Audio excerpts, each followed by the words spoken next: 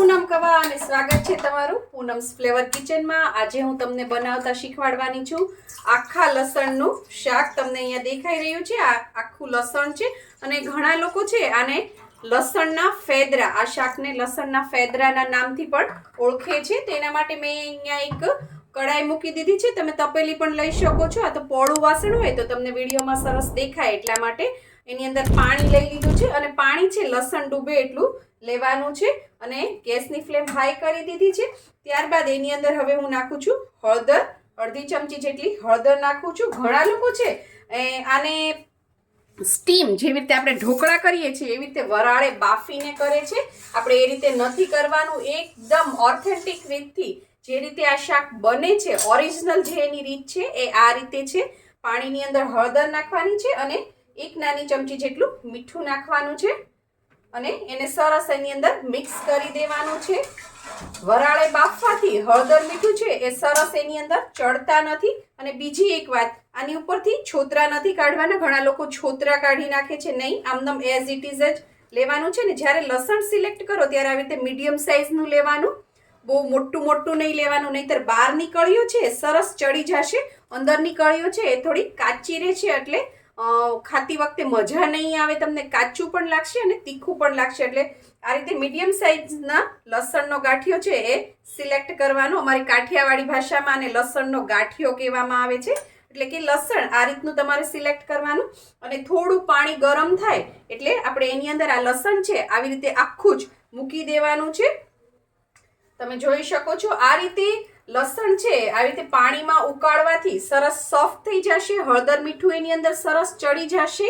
અને બીજી એક વાત કે જે લસણની તીખાશ હોય છે, લસણ છે સ્વાદમાં તીખું અને ખૂબ જ ગરમ પણ એની જાત છે, ગરમ હોય, એટલે જ તે આ શાક શિયાળામાં અને ચોમાસામાં જ્યારે બહુ વરસાદ આવતો હોય ત્યારે બનાવવામાં આવે છે। આ રીતે હજી લસણ થોડું નથી ડૂબતું એટલે હું થોડું પાણી નાખું છું। આ રીતે પાણીમાં કરવાથી લસણની તીખાશ અને એની જે ગરમી છે એ આ પાણીમાં વહી જશે એટલે સ્વાદે છે એ બહુ તીખું નહીં લાગે જ્યારે તમે ખાશો ત્યારે, અને તાસીરમાં તમને ગરમ નહીં પડે। એટલે આ રીતે 5 મિનિટ આને આપણે ઉકળવા દેવાનું છે। તમે ટચ કરો અને તમને લસણ સોફ્ટ લાગવા માંડે ત્યાં સુધી રાખવાનું છે। બહારનું લસણ તો તરત સોફ્ટ થઈ જશે 2 જ મિનિટમાં, પણ આપણે અંદર સુધી કળીઓ છે એના સુધી હીટ પહોંચાડવાની છે। એટલે આપણે એને થોડુંક 5-7 મિનિટ જેવું, 5 જ મિનિટ જેવું આની અંદર ઉકળવા દઈશું। તો આ રીતે આપણે લસણને ઉકળવા દઈએ એટલી પ્રિપરેશન તમારે કરી લેવાની છે। અને થોડી થોડી વાર થાય એટલે તમારે આ રીતે ફેરવતું જવાનું। આમ તો પાણી ઉકળવા મળશે એટલે લસણ એની જાતે જ ફરશે, પણ પહેલા 1-2 વાર આ રીતે તમારે કરી દેવાનું એટલે દાંડલીનો ભાગ છે ત્યાં પણ સરસ કૂક થઈ જાય। પાણી ઉકળવા માંડ્યું પછી મેં એને 5 મિનિટ રાખ્યું હતું, સરસ બફાઈ ગયું છે। આપણે એને કાઢી લઈએ। એને 100% નથી બાફી લેવાનું, 5 મિનિટ એટલા માટે બાફ્યું છે કે હજી આપણે ગ્રેવી કરશું ને એમાં પણ એ કૂક થશે। પછી જો બહુ બાફી લઈએ ને તો ખાતી વખતે મજા ના આવે, એકદમ લસણ બફાઈ ગયેલું લાગે ને તો એનો ટેસ્ટ ના આવે। એટલા માટે આ રીતે કાઢી લેવાનું છે। નીચે એક ચાણી રાખી છે અને ડીશ રાખી છે જેથી બધું પાણી છે એ નીતરી જાય। અહીંયા મેં કડાઈમાં 3 ચમચા મોટા તેલ નાખ્યું છે। આમ તો જોઈએ તો 4 પાવડા જેટલું તેલ આપણું સરસ ગરમ થઈ જાય એટલે આપણે એની અંદર અડધી ચમચી જેટલી રાઈ નાખવાની છે, નાની ચમચી છે, અને અડધી નાની ચમચી જેટલું જીરું નાખીશું। રાઈ અને જીરું સરસ ફૂટે એટલે રાઈને સરસ ફૂટવા દેવાની।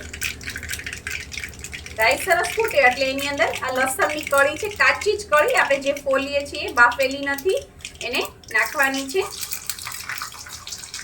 8 થી 10 કળી આવી રીતે તમારે તેલમાં નાખી દેવાની।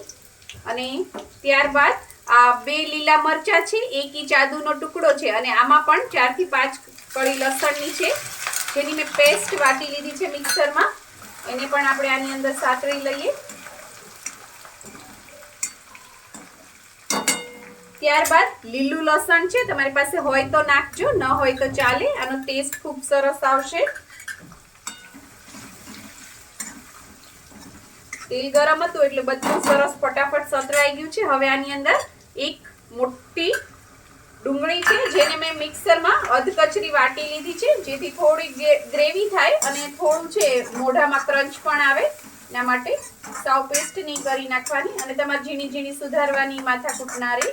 આમ તો હવે ચોપર આવી ગયા છે, પણ આ તો બધું મિક્સરમાં એકસાથે થઈ જાય. હવે આ ડુંગળીને છે આપણે સરસ પાકવા દઈએ. ત્યાં સુધી મેં અહીંયા 2 ટમેટા તમને દેખાય છે મોટા, એની હું પેસ્ટ કરી લઉં. અને જ્યારે લસણ છે એને આગળ જો આવી રીતે થોડા રેસા હોય છે, એવા રેસા હોય તો એ તમારે કાતરથી અત્યારે કાપી લેવા. અને હવે જે ઉપર એક્સ્ટ્રા આ રીતની છાલ હોય એ હવે કાઢી લેવી, પહેલાં ના કાઢવી. પહેલેથી કાઢી લેશો ને તો કળીઓ બહુ જ બફાઈ જશે. એટલે હવે છે એ ઉપરથી આવી રીતે તમારે અલગ કરી લેવા. અને બને મળે ત્યાં સુધી તો તમારે આ રીતે દાંડીવાળું લેવું, જેથી તમને ખાતી વખતે પણ પકડવામાં સારું રહે અને બનાવતી વખતે પણ સારું રહે. અને કળીઓ, ખાસ કરીને કળીઓ છે એ છૂટી ના પડે એટલા માટે હવે આ રીતે કાઢી લેવાનો, જેથી મસાલો છે બધો સરસ અંદર જાય. આ બધી વસ્તુ સરસ સતળાઈ ગઈ છે, એટલે આ 2 મોટા ટમેટાની પ્યુરી કરી છે એ આની અંદર આપણે નાખી દઈએ અને મિક્સ કરી દઈએ. અને સાથે સાથે હવે મસાલા પણ કરી લઈએ, એટલે ટમેટું અને મસાલા બંને એકસાથે ચડી જાય, ટાઈમ પણ બચે અને ગેસ પણ બચે અને જલ્દી શાક તૈયાર થઈ જાય. હિંગ આની અંદર નાખી દઈશું આપણે 2 ચપટી જેટલી, અત્યારે નાખવાની, વઘારમાં નહીં નાખવાની. હળદર નાખીશું, હળદર થોડીક જ નાખજો, કારણ કે આપણે ઓલરેડી છે એ લસણમાં હળદર મીઠું નાખેલા છે. ત્યારબાદ ધાણા જીરું પાવડર 1 મોટી ચમચી ભરીને નાખ્યો છે. અને ત્યારબાદ લાલ મરચું છે, અડધી નાની ચમચી જેટલું નાખું છું, કારણ કે ઓલરેડી લીલું મરચું નાખેલું છે. લીલું મરચું છે અને લાલ મરચું તમે તમારા સ્વાદ પ્રમાણે નાખી શકો છો. કલર માટે મેં અહીંયા કાશ્મીરી મરચું લીધું છે, અને કાશ્મીરી મરચું છે એની અંદર 1 ચમચી કાશ્મીરી મરચું લીધું છે. અને પલળે સરસ પેસ્ટ બને એ રીતે પાણી નાખીને આ રીતે પેસ્ટ બનાવી નાખવાની, કારણ કે આ રીતે નાખેલું મરચું છે એનો કલર સરસ આવે. હજી પાણી થોડું ઓછું છે, થોડું નાખી અને આપણે એની પેસ્ટ બનાવી અને ત્યારબાદ આપણે આ મરચાંની પેસ્ટ છે આની અંદર નાખી દઈશું. કાશ્મીરી લાલ મરચાંથી કલર સરસ આવશે. ટેસ્ટમાં તો એ તીખું નથી હોતું, આપણને બધાને ખબર જ છે. અને ત્યારબાદ એની અંદર થોડો ગરમ મસાલો હું નાખું છું ફ્લેવર માટે. ઘણા લોકો છે ગરમ મસાલાથી વઘાર કરતા હોય છે, ગરમ મસાલાથી, ખડા ગરમ મસાલાથી વઘાર કરતા હોય છે. ખડા ગરમ મસાલાથી વઘાર નથી કરવાનો. આ રીતે થોડુંક તમે પાછળ ફ્લેવર માટે થોડું આપણે ગરમ મસાલો નાખી દીધો, કારણ કે બહુ ગરમ મસાલો નાખશો તો ગરમ મસાલો પણ ગરમ હોય છે તાસીરમાં, અને લસણ પણ ગરમ હોય છે, એટલે તમને છે પછી એસિડિટી ને એવી બધી પ્રોબ્લેમ થશે. અને એકદમ ગરમ મસાલાનો ફ્લેવર આવે, લસણનો ફ્લેવર આવે, તો લસણ છે ને એની જે આપણે લસણનો ફ્લેવર ઓરિજિનલ લેવાનો છે એ આમાં નહીં આવે ને. ગરમ મસાલાનું જેમ આપણે પંજાબી શાક ખાતા હોય એવું લાગે છે, એટલે ખડા ગરમ મસાલા અવોઇડ કરવાના ને થોડુંક જ આની અંદર અત્યારે ગરમ મસાલો નાખવાનો. અને હવે અને આપણે છે મીડિયમ ફ્લેમ ઉપર કૂક થવા દઈએ, તેલ છૂટું પડે ત્યાં સુધી. 5 મિનિટ થઈ ગઈ છે. ગ્રેવી અને મસાલા બધું સરસ કૂક થઈ ગયું છે, તમે જોઈ શકો છો. તેલ સરસ છૂટું પડી ગયું છે. હવે ત્યારબાદ હવે આપણે એની અંદર ચવાણું લેવાનું છે, અને આ તીખું મીઠું ચવાણું નથી, સાદું ચવાણું છે. તીખું મીઠું ચવાણું નથી નાખવાનું. ગળપણથી આ શાકનો ટેસ્ટ છે બગડી જશે, કારણ કે લસણની સાથે ગળપણ બિલકુલ સારું નથી લાગતું. ઘણી જગ્યાએ તો આ રીતે ચવાણું નખાતું પણ નથી હોતું. જો તમને આ રીતનું ચવાણું ન મળે તો તમે ગાંઠિયા અથવા આપણે જે સેવ આવે છે નમકીનની એનો પણ તમે પાવડર કરીને નાખી શકો છો. મેં અહીંયા ઓલરેડી છે અને ક્રશ કરી મિક્સરમાં રેડી કરી લીધો છે ને. એકદમ પાવડર નહીં કરી નાખવાનો, થોડું દરદરું રાખવાનું.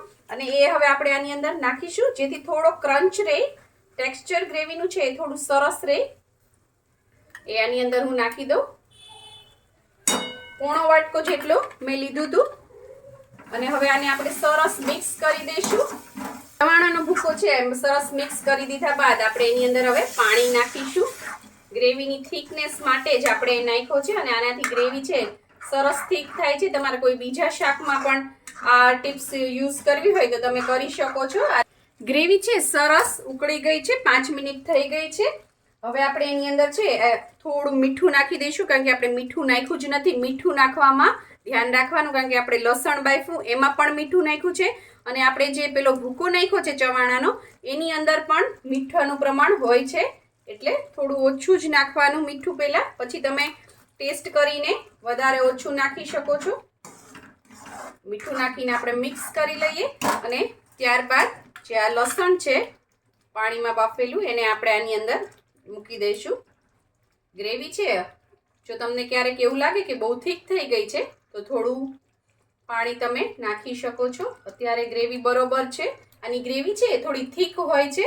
હવે આ રીતે આપણે લસણ એની અંદર બધું નાખી દીધું છે અને લસણની સાથે હજી આપણે એને 5 મિનિટ કૂક થવા દઈએ, જેથી લસણમાં બધો મસાલો સરસ ભળી જાય અને ગ્રેવી હજી થોડી થીક થઈ જાય ને તેલ મસાલા બધું સરસ ઉપર આવી જાય. અને જો તમને એવું લાગે કે આ બહુ જ આમાં છે ને ફત કરીને છાંટા ઉડશે, આ ઉકળવા માંડશે, એટલે જો એવું લાગે કે બહુ છાંટા ઉડે છે તો માથે છે ઢાંકી દેવાનું.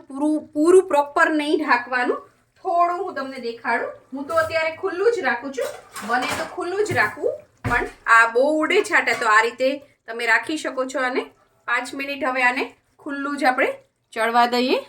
લસણ નાખ્યા પછી 5-7 મિનિટ મેં આને આ રીતે ઉકળવા દીધું હતું. તમે જોઈ શકો છો તેલ બધું સરસ ઉપર આવી ગયું છે અને ગ્રેવીની થિકનેસ પણ તમે જોઈ શકો છો. આ રીતની હોવી જોઈએ તો ખાવાની મજા આવશે. અને બાજુમાં ગરમા ગરમ બિસ્કિટ જેવી તાવડીની ભાખરી તૈયાર છે. અને તમે કોઈ પણ રોટલા સાથે, જુવાર બાજરી મકાઈના રોટલા સાથે, ભાખરી સાથે કે પરોઠા સાથે ખાઈ શકો છો. હવે આપણે આની અંદર નાખી દઈશું કોથમીર ગાર્નિશિંગ માટે અને ત્યારબાદ લીલું લસણ. જો તમારી પાસે હોય તો નાખવાનું, ન હોય તો ચાલે.